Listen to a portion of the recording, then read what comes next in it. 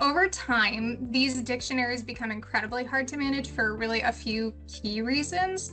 First of all, they grow rapidly, and most dictionaries often contain multiple thousands of records. And on top of that, they're constantly changing. So you get your code systems like Link and CPT that they're releasing updates multiple times a year.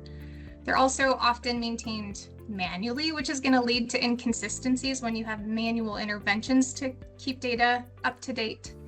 And there's multiple ways to represent the same thing. So what we typically see when we're working with customers is dictionaries that are filled with duplicate or outdated items, missing or incorrect code mappings, inconsistent naming conventions, and without strong governance processes, it's really complexity that's compounding over time.